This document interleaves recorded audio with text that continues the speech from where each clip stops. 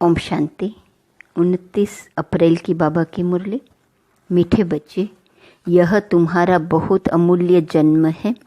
इसी जन्म में तुम्हें मनुष्य से देवता बनने के लिए पावन बनने का पुरुषार्थ करना है। प्रश्न: ईश्वरीय संतान कहलाने वाले बच्चों की मुख्य धारणा क्या होगी? उत्तर: वह आपस में बहुत क्षीर खंड होकर रहेंगे, कभी लून पानी नहीं होंगे। जो देह अभिमानी मनुष्य है वह उल्टा सुल्टा बोलते, लड़ते झगड़ते हैं। तुम बच्चों में वह आदत नहीं हो सकती।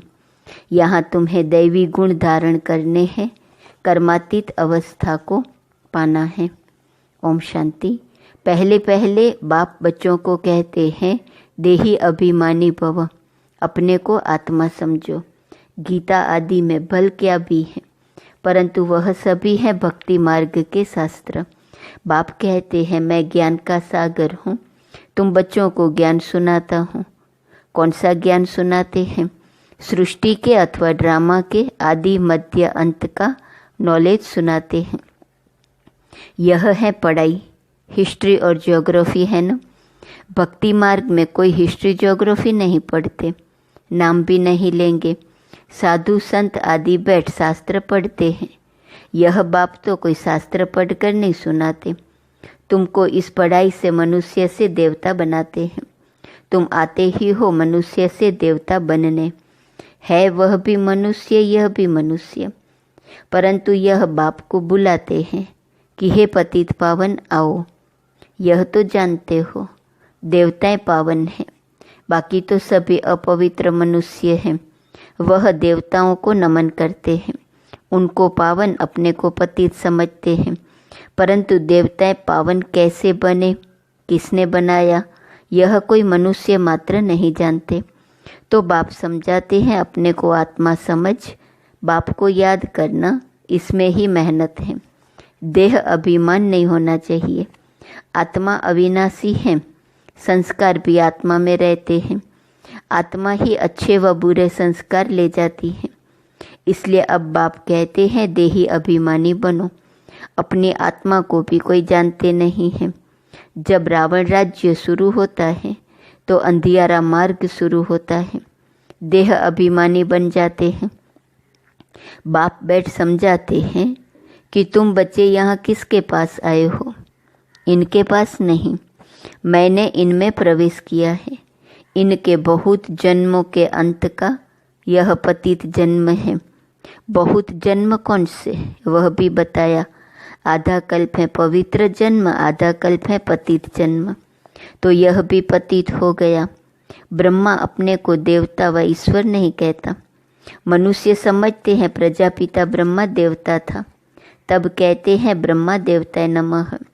बाप समझाते हैं, ब्रह्मा जो पतित था बहुत जन्मों के अंत में, वह फिर पावन बन देवता बनते हैं। तुम हो बीके, तुम भी ब्राह्मण, यह ब्रह्मा भी ब्राह्मण। इनको देवता कौन कहता है? ब्रह्मा को ब्राह्मण कहा जाता है, न कि देवता। यह जब पवित्र बनते हैं तो भी ब्रह्मा को देवता नहीं कहेंगे। जब तक विष्णु न बने तब तक देवता नहीं कहेंगे। तुम ब्राह्मणिया हो। तुमको पहले पहले शूद्र से ब्राह्मण, ब्राह्मण से देवता बनाता हूँ। यह तुम्हारा अमूल्य हीरे जैसा जन्म कहा जाता है। बल कर्म भोग तो होता ही है। तो अब बाप कहते हैं, अपने को आत्मा समझ, मुझ बाप को याद करते रहो। यह प्रैक्टिस होंगी तब ही विकर्म विनाश होंगे। देहदारी समझा तो विकर्म विनाश नहीं होंगे। आत्मा ब्राह्मण नहीं है, शरीर साथ है तब ही ब्राह्मण, फिर देवता, क्षत्रिय, वैश्य, शूद्र आदि बनते हैं। तो अब बाप को याद करने की मेहनत है। सहज योग भी है। बाप कहते हैं सहजते सहज भी है। कोई कोई को फिर डिफ़िकल्ट भी बहुत भासता है। घड़ी घड़ी दे अभिमान में आकर बाप को भूल जाते हैं। टाइम तो लगता है ना देही अभिमानी बनने में। ऐसे हो नहीं सकता कि अभी तुम एक रस हो जाओ और बाप की याद स्थायी ठहर जाए। नहीं, कर्मातीत अवस्था को पा ले फिर तो शरीर भी रह न सके। पवित्र आत्मा हल्की हो एकदम शरीर को छोड़ दे। पवित्र आत्मा के साथ अपवित्र शरीर रह न सके। ऐसे नहीं कि ये दादा कोई पार पहुंच गया है। यह भी कहते हैं याद की बड़ी मेहनत है। देह अभिमान में आने से उल्टा सुल्टा बोलना, लड़ना, झगड़ना आदि चलता है।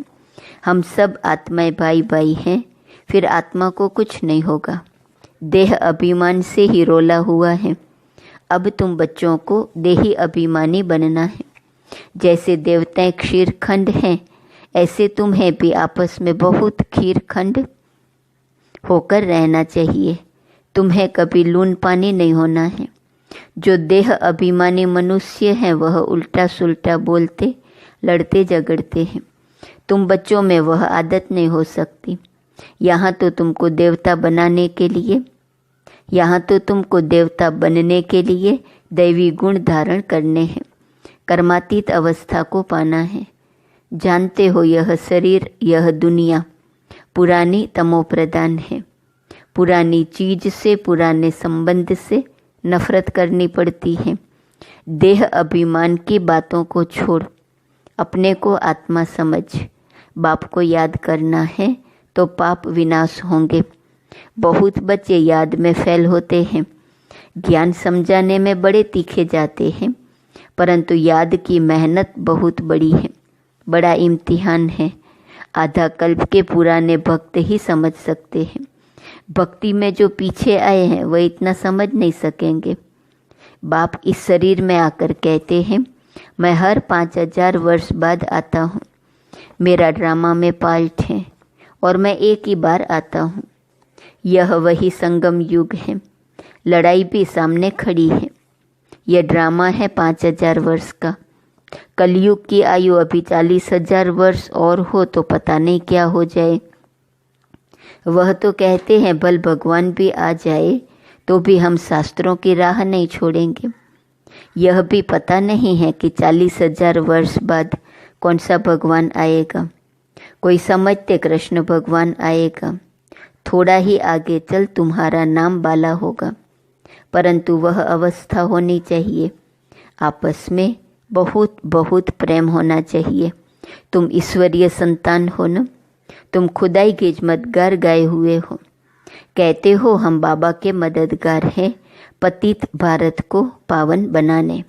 बाबा कल्प कल्प हम आत्म अभिमानी बन आपकी श्रीमत पर योग बल से अपने विकर्म विनाश करते हैं। योग बल है साइलेंस बल। साइलेंस बल और साइंस बल में रात दिन का फर्क है। आगे चलकर तुमको बहुत साक्षात्कार होते रहेंगे। शुरू में कितने बच्चों ने साक्षात्कार किए, पाइट बजाए, आज वह है नहीं। माया खा गई। योग में न रहने से माया खा जाती है। जबकि बच्चे जानते हैं भगवान हमको पढ़ाते हैं, तो फिर कायदे सिर पढ़ना चाहिए। नहीं तो बहुत बहुत कम पद पाएंगे, सजाएं भी बहुत खाएंगे। गाते भी हैं न जन्म जन्मांतर का पापी हूँ। सतयुग में तो रावण का राज्य ही नहीं, तो विकार का नाम भी कैसे हो सकता है। वह है संपूर्ण निर्विकारी राज्य। वह राम राज्य, यह है रावण राज्य।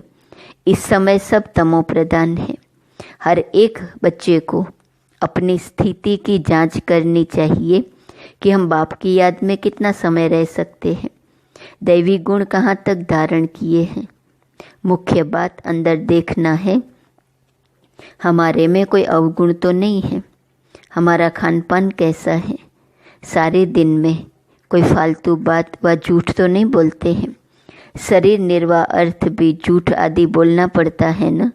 फिर मनुष्य धर्माव निकालते हैं तो पाप हल्का हो जाए। अच्छा कर्म करते हैं तो उसका भी रिटर्न मिलता है। कोई ने हॉस्पिटल बनवाया तो अगले जन्म में अच्छी हेल्थ मिलेगी। कॉलेज बनवाया तो अच्छा पढ़ेंगे। परंतु पाप का प्रायश्चित क्या है, उसके लिए फिर गंगा स्नान करने जाते हैं। बाकी जो धन दान करते हैं तो उसका दूसरे जन्म में मिल जाता है। उसमें पाप कटने की बात नहीं रहती। वह होती है धन की लेन देन। ईश्वर अर्थ दिया, ईश्वर ने अल्पकाल के लिए दे दिया। यहाँ तो तुमको पावन बनना है, सिवाय बाप की याद के और कोई उपाय नहीं। पावन फिर पतित दुनिया में थोड़ी रहेंगे। वह ईश्वर अर्थ करते हैं इनडायरेक्ट। अभी तो ईश्वर कहते हैं मैं सन्मुख आया हूँ पावन बनाने।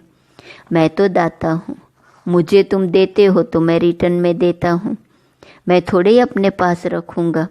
तुम बच्चों के लिए ही मकान आदि बनाए हैं। सन्यासी लोग तो अपने लिए बड़े बड़े महल आदि बनाते हैं। यहाँ शिव बाबा अपने लिए तो कुछ नहीं बनाते। कहते हैं इसका रिटर्न तुमको 21 जन्मों के लिए नई दुनिया में मिलेगा, क्योंकि तुम सन्मुख लेन देन करते हो। पैसा जो देते हो वह तुम्हारे ही काम लगता है। भक्ति मार्ग में भी दाता हूँ तो अभी भी दाता हूँ। वह है इनडायरेक्ट, यह है डायरेक्ट। बाबा तो कह देते हैं जो कुछ है उनसे जाकर सेंटर खोलो, औरों का कल्याण करो। मैं भी तो सेंटर खोलता हूँ ना, बच्चों का दिया हुआ है, बच्चों को ही मदद करता हूँ। मैं थोड़े अपने साथ पैसा ले जाता हूँ। मैं तो आकर इनमें प्रवेश करता हूँ, इनके द्वारा कर्तव्य कराता हूँ। मुझे तो स्वर्ग में आना ही नहीं है। यह सब कुछ तुम्हारे लिए है। मैं तो अभोक्ता हूँ, कुछ भी नहीं लेता हूँ। ऐसे भी नहीं कहता हूँ कि पाँव पड़ो। हम तो तुम बच्चों का मोस्ट ओबीडियंट सर्वेंट हूँ। यह भी तुम जानते हो। वही माता पिता बंधु सखा सब कुछ है, सो भी निराकार है। तुम कोई गुरु को कब त्वमेव माता से पिता नहीं कहेंगे। गुरु को गुरु, टीचर को टीचर कहेंगे। इनको माता पिता कहते हो। बाप कहते हैं मैं कल्प कल्प एक ही बार आता हूँ। तुम ही 12 मास बाद जयंती मनाते हो, परंतु शिव बाबा कब आया, क्या किया, यह किसको भी पता नहीं है। ब्रह्मा विष्णु शंकर के भी ऑक्यूपेशन का पता नहीं, क्योंकि ऊपर में शिव का चित्र उड़ा दिया है। नहीं तो शिव बाबा करण करावन हार है, ब्रह्मा द्वारा कराते हैं। यह भी तुम बच्चे जानते हो, कैसे आकर प्रवेश कर और करके दिखाते हैं। गोया खुद कहते हैं तुम भी ऐसे करो। एक तो अच्छी रीति पढ़ो, बाप को याद करो, दैवी गुण धारण करो, जैसे इनकी आत्मा कहती है। यह भी कहते हैं मैं बाबा को याद करता हूँ। बाबा भी जैसे साथ में है। तुम्हारी बुद्धि में है हम नई दुनिया के मालिक बनने वाले हैं, तो चाल चलन खान पान आदि सब बदलना है। विकारों को छोड़ना है, सुधरना तो है। जैसे जैसे सुधरेंगे फिर शरीर छोड़ेंगे तो ऊंच कुल में जन्म लेंगे। नंबरवार कुल के भी होते हैं। यहाँ भी बहुत अच्छे अच्छे कुल होते हैं। 4-5 भाई सब आपस में इकट्ठे रहते हैं, कोई झगड़ा आदि नहीं होता है। अभी तुम बच्चे जानते हो हम अमर लोक में जाते हैं, जहाँ काल नहीं खाता। डर की कोई बात नहीं। यहाँ तो दिन प्रतिदिन डर बढ़ता जाएगा, बाहर निकल नहीं सकेंगे। यह भी जानते हैं यह पढ़ाई कोटों में कोई ही पढ़ेंगे। कोई तो अच्छी रीति समझते हैं, लिखते भी हैं, बहुत अच्छा है। ऐसे बच्चे भी आएंगे जरूर। राजधानी तो स्थापन होनी है ना, बाकी थोड़ा टाइम बचा है। बाप उन पुरुषार्थी बच्चों की बहुत बहुत महिमा करते हैं जो याद की यात्रा में तीखी दौड़ी लगाने वाले हैं। मुख्य है याद की बात, इससे पुराने हिसाब किताब चुकतू होते हैं। कोई कोई बच्चे बाबा को लिखते हैं, बाबा हम इतने घंटे रोज याद करता हूँ। तो बाबा भी समझते हैं यह बहुत पुरुषार्थी है। पुरुषार्थ तो करना है ना, इसलिए बाप कहते हैं आपस में कभी भी लड़ना झगड़ना नहीं चाहिए। यह तो जानवरों का काम है। लड़ना झगड़ना यह दे अभिमान, बाप का नाम बदनाम कर देंगे। बाप के लिए ही कहा जाता है सतगुरु का निंदक ठौर न पाए। साधुओं ने फिर अपने लिए कह दिया है, तो माताएं उनसे बहुत डरती हैं कि कहीं कोई श्राप न मिल जाए। अभी तुम जानते हो हम मनुष्य से देवता बन रहे हैं। सच्ची सच्ची अमर कथा सुन रहे हैं। कहते हो हम पाठशाला में आते हैं श्री लक्ष्मी नारायण का पद पाने के लिए, और कहाँ ऐसे कहते नहीं। अभी हम जाते हैं अपने घर, इसमें याद का पुरुषार्थ ही मुख्य है। आधा कल्प याद नहीं किया है, एक ही जन्म में अब याद करना है। यह है मेहनत, याद करना है, दैवी गुण धारण करना है। कोई पाप कर्म किया तो 100 गुना दंड पड़ जाएगा। पुरुषार्थ करना है, अपनी उन्नति करनी है। आत्मा ही शरीर द्वारा पढ़कर बैरिस्टर व सर्जन आदि बनती है न। यह लक्ष्मी नारायण पद तो बहुत ऊंचा है, आगे चल तुमको साक्षात्कार बहुत होंगे। तुम हो सर्वोत्तम ब्राह्मण कुलभूषण स्वदर्शन चक्रधारी। कल्प पहले भी यह ज्ञान तुमको सुनाया था, फिर तुमको सुनाते हैं। तुम सुनकर पद पाते हो, फिर यह ज्ञान प्रायः लोप हो जाता है। बाकी यह शास्त्र आदि सब है भक्ति मार्ग के। अच्छा, मीठे मीठे सिकिलते बच्चों प्रति माता पिता बाप दादा का याद प्यार और गुड मॉर्निंग। रूहानी बाप की रूहानी बच्चों को नमस्ते, रूहानी बच्चों की रूहानी बाप को नमस्ते नमस्ते नमस्ते। धारणा के लिए मुख्य सार, पहली पॉइंट, अंदर अपनी जांच करनी है। हम बाप की याद में कितना समय रहते हैं, दैवी गुण कहाँ तक धारण किए हैं, हमारे में कोई अवगुण तो नहीं है, हमारा खान पान चाल चलन रॉयल है, फालतू बातें तो नहीं करते, झूठ तो नहीं बोलते हैं। दूसरी पॉइंट, याद का चार्ट बढ़ाने के लिए अभ्यास करना है। हम सब आत्माएं भाई भाई हैं, देह अभिमान से दूर रहना है, अपनी एक रस स्थिति जमानी है, इसके लिए टाइम देना है। वरदान, 5 तत्वों और 5 विकारों को अपना सेवाधारी बनाने वाले मायाजीत स्वराज्य अधिकारी भव। जैसे सतयुग में विश्व महाराजा व विश्व महारानी की राजाई ड्रेस को पीछे से दास दासियां उठाते हैं, ऐसे संगम युग पर आप बच्चे जब मायाजीत स्वराज्य अधिकारी बन टाइटल्स रूपी ड्रेस से सजे सजाए रहेंगे, तो ये 5 तत्व और 5 विकार आपकी ड्रेस को पीछे से उठाएंगे, अर्थात अधीन होकर चलेंगे। इसके लिए दृढ़ संकल्प की बेल्ट से टाइटल्स की ड्रेस को टाइट करो। भिन्न भिन्न ड्रेस और श्रृंगार के सेट से सज धज कर बाप के साथ रहो, तो यह विकार व तत्व परिवर्तन हो, सहयोगी सेवाधारी हो जाएंगे। स्लोगन, जिन गुणों व शक्तियों का वर्णन करते हो उनके अनुभवों में खो जाओ, अनुभव ही सबसे बड़ी अथॉरिटी है। आज का सोमान, मेरा साथी सर्वशक्तिवान है।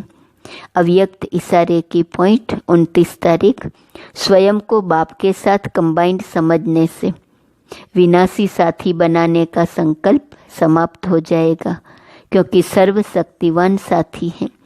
जैसे सूर्य के आगे अंधकार ठहर नहीं सकता, वैसे सर्वशक्तिमान के आगे माया का कोई भी व्यर्थ संकल्प भी ठहर नहीं सकता।